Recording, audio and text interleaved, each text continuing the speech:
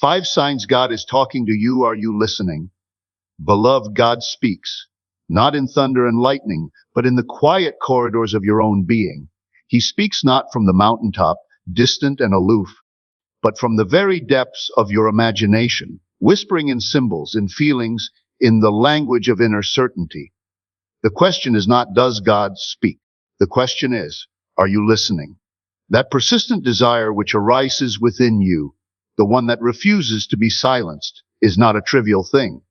It is not the shallow craving of the surface mind, nor the fleeting appetite of the body. It is something deeper, more ancient, more eternal. When such a desire stirs within you, when it lingers day after day, quietly insisting upon its reality, you must understand that it is the voice of God speaking through you. It is not something you manufactured by accident. It is not merely the influence of environment or the echo of another's words. It is God revealing himself as the longing within you.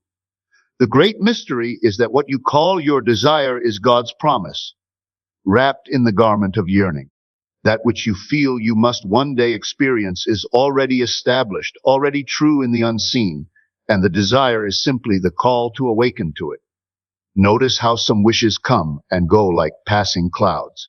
One moment you say you want this, and the next moment you are indifferent to it. These are not the signs of God's voice, for they have no root, no weight, no continuity. But when a desire returns to you with persistence, when it clings to you in the silence of night and greets you again in the stillness of morning, that is no ordinary longing. It is the seed of fulfillment planted in your heart by the Eternal. It will not release you because it belongs to you. It is the echo of the life you are meant to embody, calling you into recognition. The desire is not telling you what could be. It is revealing what already is, though hidden from sight. Think of the times you have been moved by such a desire. It may have been the urge for freedom when all around you were chains. It may have been the longing for love when loneliness seemed your only companion. It may have been the hunger for expression, for creation, for the unfolding of your gifts, even when no opportunity appeared to exist. That persistent voice within you did not arise to torment you.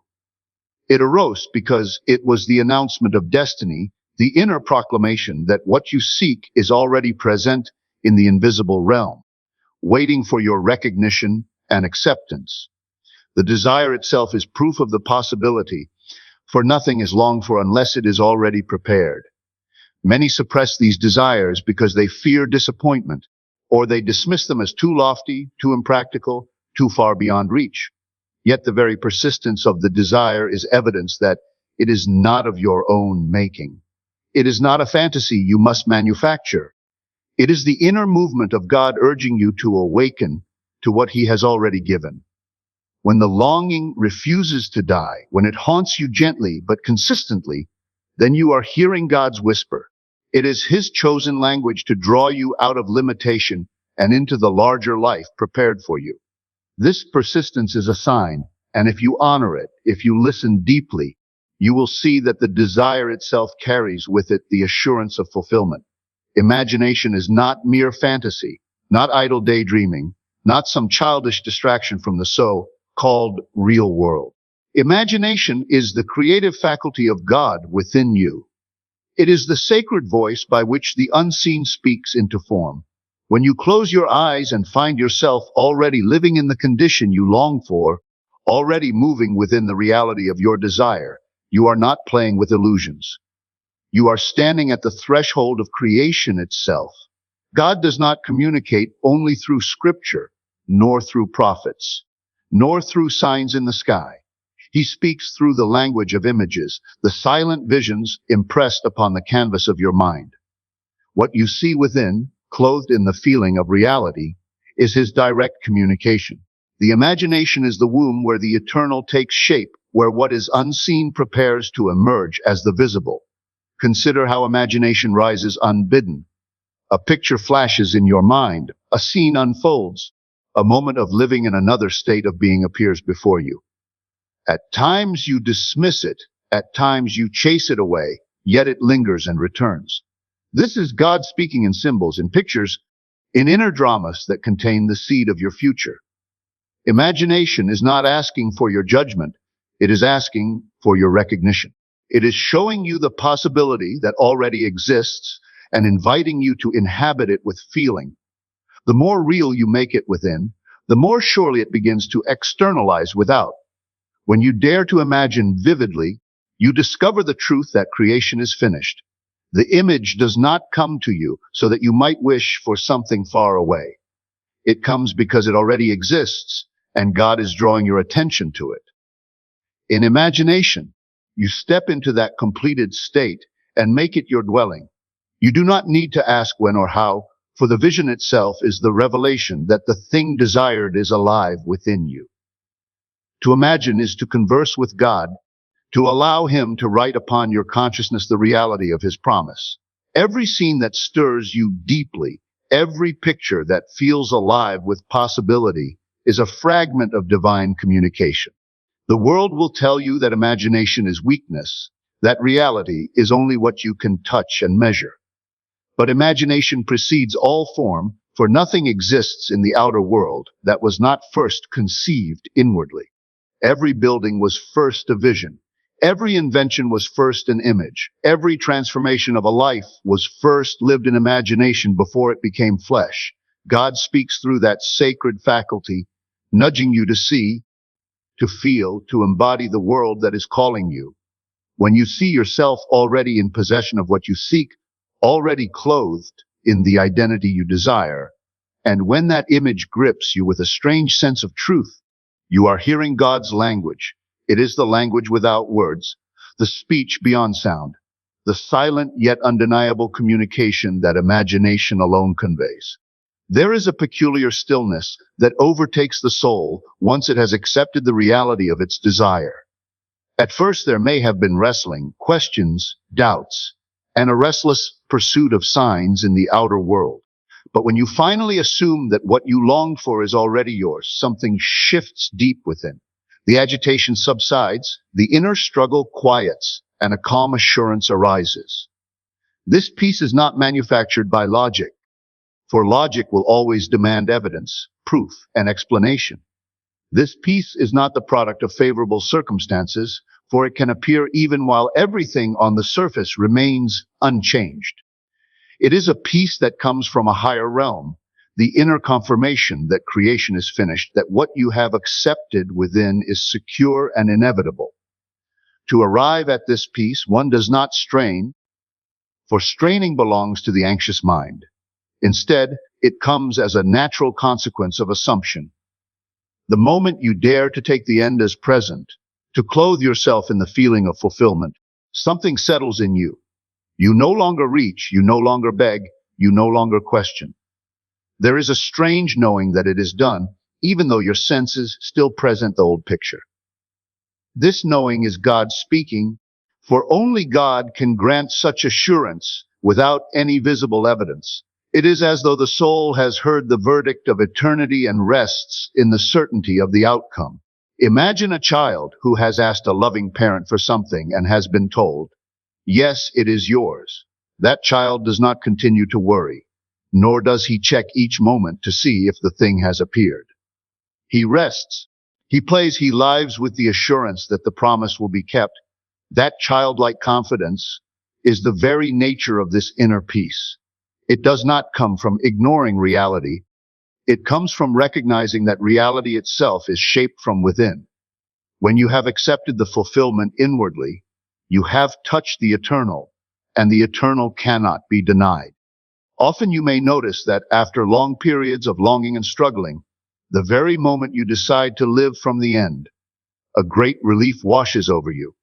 This relief is not mere resignation, not the tired giving up of effort, but the vibrant stillness of completion. It is as though a weight is lifted because the battle has already been won. This sense of rest is the divine seal, the invisible signature of God affirming that your assumption is true. Though nothing may yet appear different outwardly, within you the work is finished. That calm certainty, that settled assurance, is more real than anything your eyes can see. It is the invisible evidence that the word has been spoken, that the desire has been answered, that the unseen reality is already yours. The outer world is a mirror faithfully reflecting the inner life. What you dwell upon, what you accept as true within, eventually finds expression in the circumstances of your daily experience. God speaks in this way, not as an external judge altering your life from afar, but as the indwelling presence revealing to you what you have entertained in consciousness. When events, conversations, and encounters begin to align with what you have been imagining, it is not coincidence. It is the echo of your inner state resounding in form. Life itself becomes a language, a correspondence, a dialogue between the unseen reality you carry within and the visible world that displays it before your eyes. Consider how often you have thought upon something repeatedly, only to have it appear unexpectedly in your path. You may overhear strangers discussing the very subject that has occupied your mind. A door opens in the precise direction of your desire. The right person arrives seemingly by chance, bearing the answer or opportunity you were inwardly contemplating. These happenings are not accidents. They are God's way of showing you that your imaginal acts are seeds taking root, that your inner life is alive, shaping and directing the play of the outer scene. The world becomes a stage upon which the contents of your imagination are dramatized. When you pay attention, you begin to notice the subtlety of this communication. A phrase spoken in passing seems to echo the inner dialogue you have been rehearsing. A headline captures the mood of your assumptions. The very atmosphere of your environment shifts to align with the state you have accepted within. Each occurrence is a gentle reminder that consciousness is causation, that God speaks by reflecting back to you the reality you have chosen to believe. What you call coincidences are in fact confirmations. What you dismiss as chance is the deliberate arrangement of outer events to match your inner acceptance. Even the delays, the obstacles, and the resistance you face are mirrors, showing you the conflicting beliefs you still entertain. God is speaking through these reflections, not to discourage you, but to awaken you to the power of your inner conversations. If what you see outside displeases you, the message is not that you are powerless, but that you must attend more carefully to what you are assuming within. The world tells you what you truly believe, not what you say you believe. This echo in the outer world grows louder as your inner conviction strengthens. What once seemed separate begins to feel intimately connected. You think a thought, and soon it appears before you in some form. You hold an imaginal act, and the world arranges itself accordingly. God's voice is in this correspondence, teaching you that nothing is external, nothing is detached. Everything is an outpicturing of the imaginal acts you have dared to accept as real. To watch the world with this understanding is to hear God speaking ceaselessly, turning your inner life into visible evidence. There comes a stirring within that refuses to let you remain where you are. It is not the ordinary restlessness that comes from boredom or dissatisfaction with trivial matters. It is a deeper unease, a quiet but relentless prompting that tells you the life you are living is too small for the being you truly are. This discomfort is not punishment. It is the voice of God moving you out of confinement into expansion.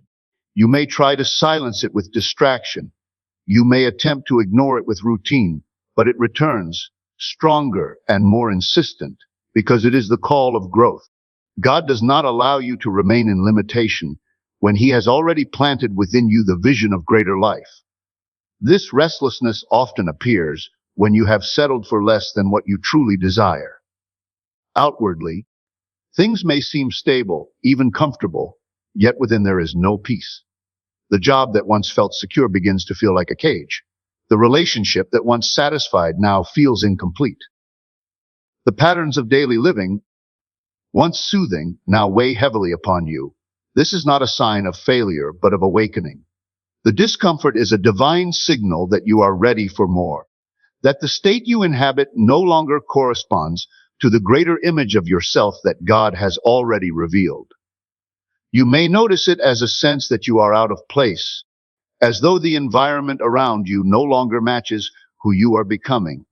You may find yourself restless at night, your mind returning again and again to possibilities beyond your present circumstances. Ideas of freedom, expansion, creativity, and fulfillment rise unbidden. You sense a life calling to you that is larger than the one you currently live. This call cannot be ignored for long, because it is not merely your personal desire, but the movement of God pressing through you, urging you toward fulfillment. Often, this divine restlessness brings disruption. Situations that once held together begin to unravel. The structures that seemed solid no longer provide security. People and places that once felt essential begin to fade from your life. Though unsettling, this is God's way of moving you forward. He stirs the ground beneath you so that you will not remain rooted in soil too shallow for your growth. The unease you feel is not destruction but preparation, the breaking of the old shell so that the new life may emerge. If you reflect honestly, you will see that every great change in your life was preceded by such discomfort. Before the breakthrough came the tension. Before the expansion came the dissatisfaction. The very pressure you feel is the evidence that you are being called to step into a larger version of yourself. What you interpret as disquiet is in fact divine urging. God speaks in the language of holy dissatisfaction, reminding you that you are not meant to settle for shadows when the fullness of reality is already yours.